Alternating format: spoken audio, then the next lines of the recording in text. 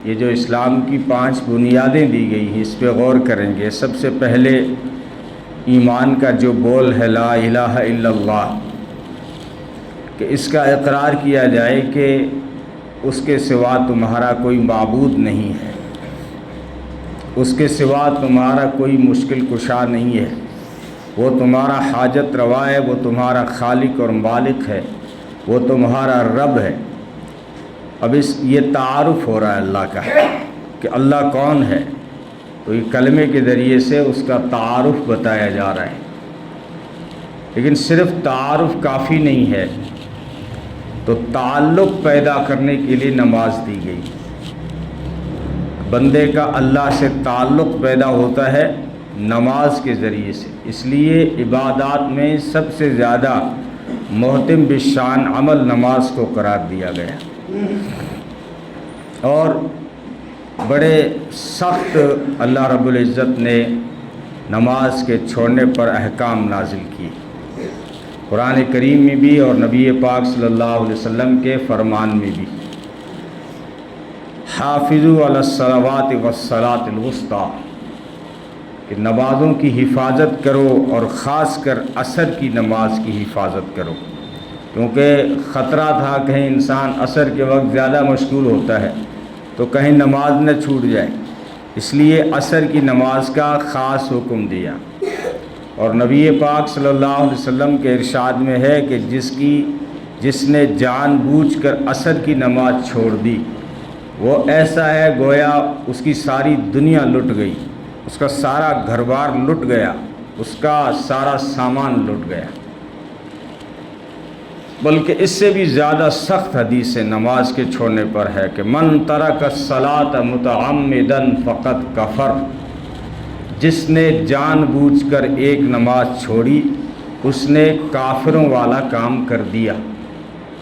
یعنی نماز کا چھوڑنا مسلمان کا کام تھا ہی نہیں، اس لیے کفر کے کئی ترجمے کیے۔ امام احمد بن حنبل کے یہاں نماز چھوڑنے پہ بندہ کافر ہو جاتا ہے، امام شافعی رحمۃ اللہ علیہ کے نزدیک کافر تو نہیں ہوتا لیکن واجب القتل ہو جاتا ہے۔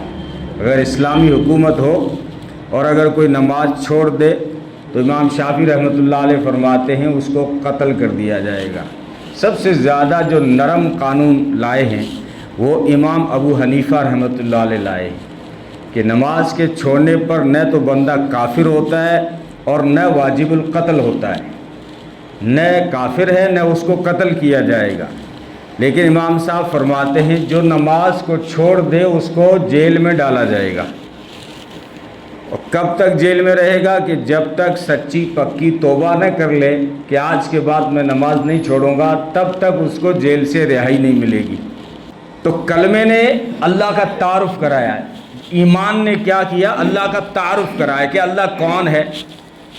تعارف کافی نہیں ہے، تعارف کے بعد تعلق پیدا ہونا چاہیے، تو تعلق پیدا کرنے کے لیے نماز دی گئی۔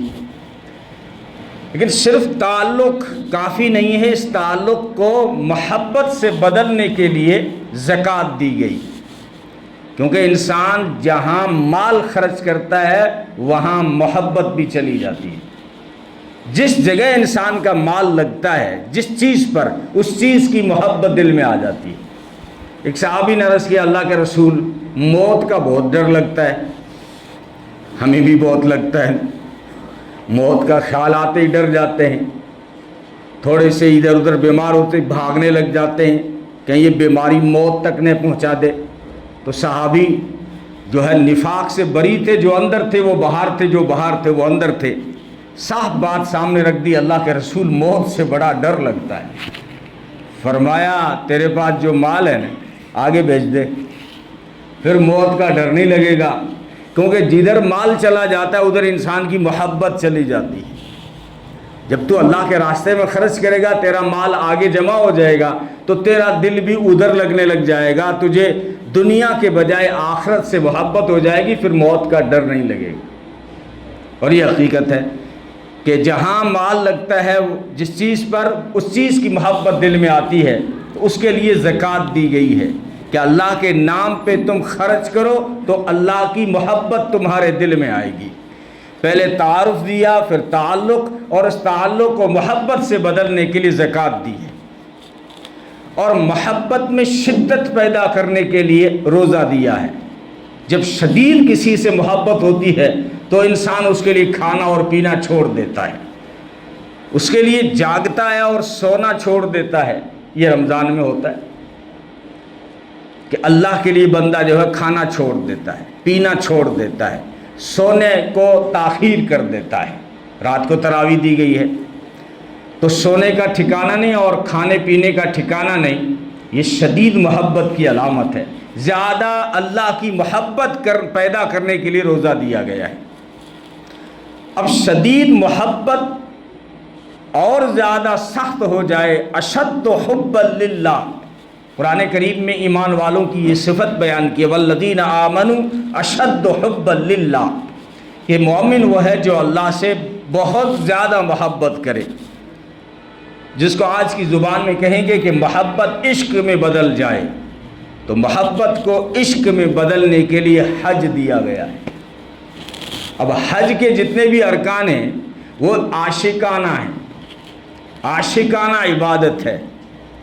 لباس بدل، عاشقانہ بھیس، لباس سلا ہوا نہیں پہنا، چادروں میں ہے اور سادہ چپلوں میں ہے، گھڑی اتار لی، زیب و زینت اتار لیا، احرام باندھ لیا ہے، اور اب چونکہ پہلے تعارف ہوا، پھر تعلق پیدا ہوا، اور پھر محبت ہوئی، اور محبت پھر شدید ہوئی اور عشق سے جب بدلی تو اب محبوب کے گھر جانا چاہتا ہے، محبوب کا دیدار کرنا چاہتا ہے، محبوب کو تلاشنا چاہتا ہے، اور عجیب حال میں مجنونانہ کیفیت سے جاتا ہے، اور وہاں جا کر چکر لگاتا ہے، طواف کرتا ہے، کہتا ہے لبیک اللہم لبیک، حاضر ہوں میں اللہ، تو کہاں ہے؟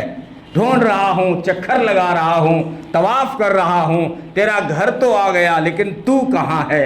پھر دوڑتا ہے صفا اور مروہ کے بیچ میں، اور پھر کبھی مزدلفہ جاتا ہے، منا جاتا ہے، عرفات کے میدان جاتا ہے، شیطان کو کنکر مارتا ہے اور حلق کرواتا ہے اپنے سر کے کہ میں نے اپنے شوق قربان کیے، میں نے اپنی ہیئر اسٹائل کو بدلا، اور میں نے بالوں کو صاف کروا دیا، اپنا لباس اتار دیا، ذوق و شوق چھوڑ دیا، اپنا گھر بار چھوڑ دیا۔ یہ عشق کا سفر ہے، یہ عشق و مستی کا سفر ہے جو حج کا سفر ہے۔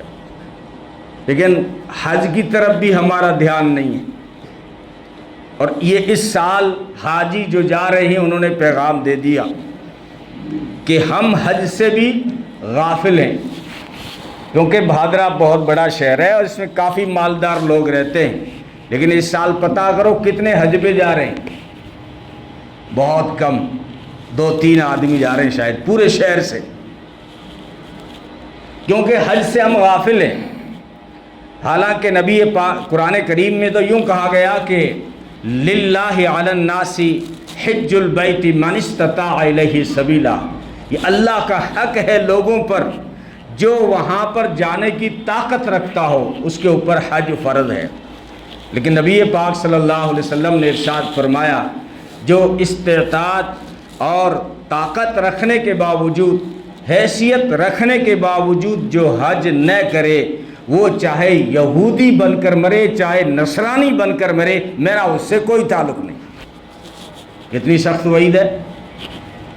حج فرض ہے، اسلام کے جو 5 ستون ہیں اس میں سے ہے، اور یہ مالداروں پر ہے جو بس اتنا خرچ ہو جو سفر کا خرچ ہے، اور پیچھے اتنا ہو کہ 1 مہینے کا خرچ پیچھے رسوئی میں بھی چھوڑ کے جائے، تقریباً 1 مہینہ لگتا ہے، یعنی 5 لاکھ روپے ہو کم سے کم، تو پھر جو ہے ایسے آدمی پر جو ہے حج فرض ہو جاتا ہے۔ اب حج جس طرح یہ عشق کی داستان ہے، ایک عشق کا سفر ہے، ایسے ہی ایک اور پیغام دیتا ہے کہ یہ آخرت کی یاد دلاتا ہے۔ تھوڑا اور کریں گے لگے گا پورا سفر جو ہے آخرت کی نقل اتار رہا ہے۔ انسان جب قبر کی طرف جاتا ہے تو سلے ہوئے کپڑے اتار لیے جاتے ہیں، حج کی طرف جاتا ہے تو سلے ہوئے کپڑے اتار کر چادروں میں لپیٹا جاتا ہے، مردے کو بھی چادروں میں لپٹ جاتا ہے حج پہ جانے والا بھی۔ یہ احرام کفن کی یاد دلاتا ہے کہ انسان آج تو مختلف زیب و زینت والے لباس زیب تن کر رہا ہے، ایک وقت آ رہا ہے کہ تجھے صرف چادروں میں لپیٹ کر روانہ کر دیا جائے گا۔ اور پھر جب اس کا جنازہ گھر سے اٹھتا ہے تو دو قسم کے لوگ ہوتے ہیں۔ ایک تو وہ ہوتے ہیں جو صرف جنازہ پڑھتے ہیں اور واپس آ جاتے ہیں، کچھ وہ ہوتے ہیں جو آخری منزل پہنچاتے ہیں، اس کے اوپر مٹی ڈال کے پھر آتے ہیں۔ یہ لوگوں میں ہمیشہ دو تقسیم ہوتی ہے، ہر جگہ، ہر علاقے، ہر گاؤں میں۔ اور جو حاجی جا رہا ہے اس کے ساتھ میں جانے والے بھی دو قسم کے لوگ ہوں گے، ایک صرف اسٹیشن تک جائیں گے ساتھ میں، دوسرے وہ ہوں گے جو خاص قریبی ہوں گے، وہ ایئرپورٹ تک جائیں گے۔ تو کچھ لوگ جو جنازہ پڑھ کے آگے، نبی نے فرمایا جس نے جنازہ پڑھا اس سے 1 قیرات ملے گا، جو دفن میں شامل ہوا اس سے 2 قیرات ملیں گے۔ قیرات تو سونے تولنے والے کے میزان کو کہا جاتا ہے، لیکن نبی سے پوچھا گیا کہ یہ جو ہے قیرات ہے کیا، تو اس کا ایک پلڑا احد پہاڑ سے زیادہ بھاری ہے، اور اس کا ایک روایت میں بتایا اس کا ایک پلڑا زمین اور آسمان سے زیادہ ہے۔ اب اتنے بڑے پلڑے ثواب سے بھر جاتے ہیں جو جنازے میں شامل ہوتا ہے، اور اگر دفن بھی شامل ہو جائے تو پھر اس کو 2 قیرات ملتے ہیں۔ اس طرح کے 2 میزان ملتے ہیں، جس اتنا بڑا ثواب یعنی ان گنت ثواب ملتا ہے۔ تو بہرحال یہ ایک نقل ہے کہ جس طرح جنازے کے ساتھ جانے والے 2 طرح کے لوگ تھے، ایسے ہی حاجی کو روانہ کرنے والے بھی 2 ہوتے ہیں، ایک اسٹیشن تک جاتے ہیں اور واپس آ جاتے ہیں جیسے جنازہ پڑھ کے لوگ آ گئے، دوسرے جو قریبی اور خاص ہوتے ہیں وہ اس کو ایئرپورٹ تک چھوڑ کے آتے ہیں، جس شہر میں ایئرپورٹ ہوتا ہے دلی یا جے پور وہاں چلے جاتے ہیں۔ لیکن وہاں سے ایئرپورٹ میں جب تو بیٹھے گا گویا کہ تو قبرستان میں سویا ہے۔ اب وہ جو تیرے ساتھ آئے تھے ان میں سے کوئی بھی نہیں ہوگا، سلا ہوا کپڑا نہیں ہے، احرام یہ کفن کی یاد دلا رہا ہے، اور سفر یہ قبر کی یاد دلا رہا ہے۔ اور تیسرا حج کا پیغام ہے، وہ یہ ہے کہ عقل کا علاج کیا جا رہا ہے۔ انسان ہر جگہ اپنی عقل کا استعمال کرتا ہے۔ فرمایا یا ایھا الذین آمنوا لا تقدموا بین یدی اللہ ورسولہ، اے ایمان والو اللہ اور اس کے رسول سے آگے نہ بڑھو، یعنی اللہ اور اس کے رسول نے جو احکام فکس کر دیے ہیں اب وہاں آپ عقل نہیں دوڑائیں گے، اس میں کیا ریزن ہے میرے سمجھ میں کو نہیں آئے۔ کب کہا تھا کہ تیرے سمجھ میں آئے گا تبھی ماننا ہے تجھے؟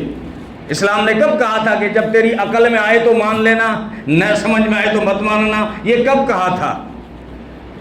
نبی نے تو فرمایا تھا لا یؤمن احدکم حتی یکون ہواؤ تبعا لما جئت بہ، جب تک تمہاری خواہشیں میرے تابع نہ ہو جائیں تب تک تم مومن نہیں ہو سکتے۔ تمہارے جذبات، تمہارے احساسات، تمہارے خیالات، تمہارا ذہن، تمہارا قلب جب تک میری اور میرے اللہ کی منشا کے تابع نہیں ہو جائے گا تب تک مومن نہیں ہو سکتے۔ عقل کو پوچھو گے بھٹکا دے گی۔ علامہ اقبال نے کہا تھا عقل عیار ہے، سو بھیس بدل لیتی ہے، مختلف دلیلیں دیتی ہے اور اپنے لیے زاویے نکال دیتی ہے۔ جب کوئی گناہ دوسرا کرے تو عقل بلی دلیلیں دیتی ہے، دیکھو یہ اسلام کے خلاف کر دیا، یہ کر دیا، وہ کر دیا۔ جب خود کرتا ہے تو تعویلیں نکالتا ہے۔ اصل میں بات یہ ہے، اصل میں کیا ہے کہ لوگ نہیں، اصل میں کیا ہے کہ میرے سگے والے بہت زور، اصل میں سسرال میرا ایسا ہی، اصل میں میرے بھائی بند پڑوسی۔ اب اصل کہاں سے آ گیا؟ جب دوسرا گناہ کرے تو پھر ہزاروں دلیلیں دے گا، اس کو ایسا نہیں کرنا چاہیے تھا، اسلام میں بالکل ناجائز ہے، حرام ہے۔ تو اسی لیے علامہ اقبال نے کہا تھا عقل عیار ہے، سو بھیس بدل لیتی ہے۔ اب عقل سے پوچھو، حاجی حج کرنے جاتا ہے وہاں کنکر مارتا ہے، عقل سے پوچھو کنکر کیوں مارتا ہے؟ ابراہیم علیہ السلام نے کنکر مارے تھے، سامنے شیطان کھڑا تھا، اب سامنے کچھ بھی نہیں ہے، وہاں ستون بنے ہوا کنکر مار رہا ہے۔ عقل سے پوچھو، عقل کے پاس کوئی جواب ہے؟ عقل سے پوچھو صفا اور مروہ کے بیچ میں حاجی کیوں دوڑ رہا ہے؟ ارے وہ تو حاضرہ پانی کی تلاش میں دوڑی تھی، چھوٹا بچہ دودھ پیتا بچہ تھا، پیاس سے ایڑیاں رگڑ رہا تھا، ماں کی ممتا مچلی تھی، مجبوراً وہ ایک پہاڑ پہ چڑھی تھی کہ کوئی انسان نظر آ جائے، پھر بھاگ کے دوسرے پہاڑ پہ چڑھی تھی کوئی انسان پانی کوئی پرندہ نظر آ جائے، لیکن حاجی اچھے خاصے عقل والے وہاں دوڑ رہے، ایک سبز نشان لگایا گیا ہے وہاں کا، آپ کو تیز رفتاری سے دوڑنا ہے۔ یہ محدثین فرماتے ہیں یہ وہ سبز نشان ہے کہ حضرت حاضرہ نے یہاں اسپیڈ بڑھا دی تھی، کیونکہ جب دونوں پہاڑوں کے بیچ میں پہنچی تو بچہ نظر نہیں آتا، جب ماں کو بچہ نظر نہ آئے تو تیز رفتار سے جو ہے بھاگتی ہے، اور جب اونچائی پہ چلی پیچھے دیکھا بچہ نظر آ رہا ہے تو انسان اگر بھاگتے ہوئے پیچھے دیکھے تو رفتار کم ہو جاتی ہے۔ مجنوں کے بارے میں آتا ہے کہ وہ ایک اونٹنی پہ سوار ہو کر، جس کا بچہ بھی تھا پیچھے، لیلا سے ملنے کے لیے روانہ ہوا، اور بہت جلدی تھی اس کو کہ جلدی سے جلدی میں لیلا سے ملوں، اونٹنی کو مارتا جا رہا تھا، لیکن اونٹنی کا بچہ پیچھے تھا، وہ اونٹنی بار بار پیچھے دیکھ رہی تھی کہ میرا بچہ کہاں رہ گیا۔ مجنوں نے دیکھا کہ اس کی رفتار تو بڑی سست ہے اور یہ بار بار اپنے بچے کو پیچھے دیکھتی ہے، یہ تو بھاگ ہی نہیں سکتی تیز، تو کہا وہاں سے چھلانگ لگا دی اونٹنی سے، بٹھانا بھی گوارا نہیں کیا، اور کہا کہ تیرا اور میرا سفر ساتھ میں نہیں ہو سکتا، تیری لیلا پیچھے ہے میری لیلا آگے ہے، اس لیے وہ اونٹنی سے کود جاتا ہے۔ یہ قیس اس کا نام تھا۔ مجنون جو ہے اس کو جو دیوانہ کہا گیا ہے یہ عشق کی وجہ سے کہا گیا ہے۔ لیلا کا نام بھی دوسرا تھا، لیلا کیونکہ کالی کلوٹی تھی، لیلا کے معنی رات جیسی کالی تھی، اس لیے اس کو لیلا کہتے۔ کسی نے مجنون سے کہا کہ تو کالی کلوٹی سے اتنا پیار کیوں کرتا ہے؟ بادشاہ نے پوچھا تھا، بادشاہ کو کہنے لگا او بادشاہ سلامت، لیلا کالی نہیں ہے، لیلا کو دیکھنے کے لیے مجنون کی آنکھیں چاہیے۔ اب یہ جو پیار ہوا کیوں ہوا، اور مورخین نے لکھا ہے کہ یہ دونوں بکریاں ساتھ میں چرایا کرتے تھے۔ مجنون جس کا نام قیس تھا، یہ دونوں جو ہے جوانی میں بکریاں ساتھ میں چرایا کرتے تھے، اس لیے مخلوط تعلیم کو منع کر دیا گیا کہ جس جگہ جوان لڑکے پڑھ رہے ہوں وہاں اگر جوان لڑکی بھی پڑھے گی تو پھر وہی کہانیاں شروع ہو جائیں گی جو لیلا اور مجنوں میں ہوئی، کیونکہ اگر پینٹرول اور آگ کو ایک جگہ رکھو گے تو رزلٹ سامنے آئے گا۔ اس لیے مخلوط تعلیم جہاں پر لڑکے اور لڑکیاں ایک ہی چھت کے نیچے ہو تو اس کو ناجائز قرار دیا گیا ہے۔ لوگوں نے اب ان کے یہاں جس سے پیار ہو جائے اس سے نکاح عیب سمجھتے تھے اور رشتہ دینے سے منع کر دیا، نکاح نہیں ہوا دونوں کا۔ تو اس کے باپ کو کہا گیا، مجنوں کے باپ کو، کہ اس کو جو حج لے جاؤ، اس سے توبہ کراؤ۔ حج جو ہے، حج میں بہت بڑا پیغام توبہ کا بھی ہے۔ حج کا 3 نبیوں سے تعلق ہے، حضرت آدم علیہ السلام سے، حضرت ابراہیم علیہ السلام سے اور حضرت محمد مصطفیٰ صلی اللہ علیہ وسلم سے، اور ہمارا بھی ان تینوں نبیوں سے گہرا تعلق ہے کہ ہم حضرت آدم علیہ السلام کی ذریت ہے، اولاد ہے، اور حضرت ابراہیم علیہ السلام کی ملت ہے، اور محمد عربی صلی اللہ علیہ وسلم کی امت ہے۔ یہ بھی میں نے آپ کو موتی دے دیا، آدم کی ذریت، ابراہیم کی ملت ہے۔ بہت ساری بڑی نشانیاں جو ہے باقی رکھی گئی ہیں، بہت ساری، حج کے موقع پر بھی، اور نجی زندگی میں ناخن کاٹنا، بغل کے بال صاف کرنا، زیر ناف کے بال صاف کرنا، ختنہ کرنا، بہت ساری یادیں ہیں جو حضرت ابراہیم علیہ السلام سے شروع ہوئی جو اس امت میں رکھی گئی۔ وہ ملت ہیں، ہم ان کی ملت ہیں، اور امت ہیں محمد عربی صلی اللہ علیہ وسلم کی۔ اور تینوں نبیوں سے ہمیں ایک بڑا پیغام ملا۔ آدم علیہ السلام سے ہمیں توبہ ملی، غلطی شیطان سے بھی ہوئی، غلطی آدم سے بھی ہوئی، لیکن حضرت آدم علیہ السلام نے عاجزی، انکساری اور توبہ کی تو اللہ تعالیٰ نے جو ہے خلیفہ بنا دیا دھرتی پر، اور شیطان غلطی کرنے کے بعد اکڑ گیا، تکبر کیا تو اللہ نے اسے مردود قرار دیا۔ تو حضرت آدم علیہ السلام سے ہمیں توبہ ملی ہے، اور حج پہ جو جانے والے ہیں ان کا ایک بڑا کام توبہ کرنا بھی ہے۔ آپ کو مزدلفہ لے جایا جا رہا ہے، عرفات کے میدان میں ٹھہرایا جا رہا ہے، وہاں کیا اعمال ہیں؟ سوائے دعا کے کچھ عمل نہیں ہے۔ وہاں دعا کرو، وہاں توبہ کرو، وہاں توبہ کرنے کے بعد تمہارے بابا اور تمہاری دادی حضرت حوا کی ملاقات تاریخ یوں بتاتی ہے کہ سراندیپ میں ڈالا گیا تھا جنت سے انہیں۔ اس لیے مولانا مدنی نے بیان میں کہا نا کہ ہندوستان کا پہلا انسان مسلمان تھا اور وہ حضرت آدم علیہ السلام۔ جب لوگوں نے کہا نا کہ بھائی گھر واپسی کر لو، گھر واپسی کر لو، کیونکہ ہم بہت ساری جو ابھی قومیں رہ رہی ہیں، ہم سب جو ہے کنورٹ ہیں، کوئی جاٹ سے کنورٹ ہوا، کوئی راجپوت سے کنورٹ ہوا، بلکہ جتنی قوموں سے میں ملا ہوں اکثر کا کہنا ہے کہ ہم سب راجپوت ہیں۔ بیکانیر، جیسلمیر، باڑمیر کے مسلمانوں سے پوچھو تو کہتے ہیں ہم راٹھوڑ ہیں، کیام خانیوں سے پوچھو تو کہتے ہیں ہم تو راجپوت ہیں، کوئی کہتا ہے چوہان ہیں، کھٹیکوں سے پوچھو تو ہم کہتے ہیں، وہ کہتے ہیں ہم بھی جو ہے راجپوت ہیں۔ تو بہت ساری قومیں اپنے آپ کو راجپوت کہتے ہیں، اور تاریخ میں جاٹ سے بھی بہت سارے اسلام میں داخل ہوئے محمد بن قاسم کے ٹائم، تو کنورٹ شدہ ہی اکثر۔ تو کہا گھر واپسی کر لو، تم سناتن دھرم سے اسلام کی طرف گئے ہو۔ تو مولانا نے جواب دیا کہ اس دھرتی کا اور ہندوستان کا پہلا جو انسان تھا وہ مسلمان تھا، تم سب اس کی اولاد ہو، تو گھر واپسی تو تم کرو، اسلام میں آؤ تو گھر واپسی ہوگی، کیونکہ ہندوستان کا پہلا جو انسان تھا اس کا دھرم اسلام تھا اور وہ حضرت آدم علیہ السلام تھے۔ سراندیپ میں اتارا گیا، لنکا دی، اب وہ سری لنکا میں ہے لیکن سری لنکا ہندوستان میں تھا، اور حضرت حوا کو ڈال دیا وہاں جدہ کی طرف۔ اب یہ بہت سالوں کے بعد ملاقات ہوئی عرفات کے میدان میں، تو وہاں پر آپ کو ٹھہرایا جاتا ہے، اور محمد عربی صلی اللہ علیہ وسلم بھی ٹھہرے۔ ابراہیم علیہ السلام سے بڑی چیز ہمیں قربانی ملی، اور محمد عربی صلی اللہ علیہ وسلم سے بڑی چیز پوری زندگی ملی۔ تو بہرحال حج کا پیغام یہ ہے کہ حج ایک تو عقل کا علاج کرتا ہے، وہ حرم جس میں ایک نماز کا ثواب 1,00,000 نمازوں کا ہے، لیکن جب 8 تاریخ آئے گی نا تو اللہ کہے گا حرم چھوڑ دو۔ اب اگر وہ ہندوستان سے جو اتنا پیسہ خرچ کر کے گیا ہے بولا میں حرم نہیں چھوڑوں گا، میں تو 4-5 دن یہیں رہوں گا، کیونکہ یہاں پر ایک نماز کا ثواب 1,00,000 نمازوں کے برابر ہے، تو اس کا حج ہوگا ہی نہیں، اس کو ایک نماز کا بھی ثواب نہیں ملے گا، 1,00,000 کا تو کیا ملے گا۔ تو پتہ یہ چلا کہ عقل جہاں پہ تو رہبری کرے وہ دین نہیں ہے۔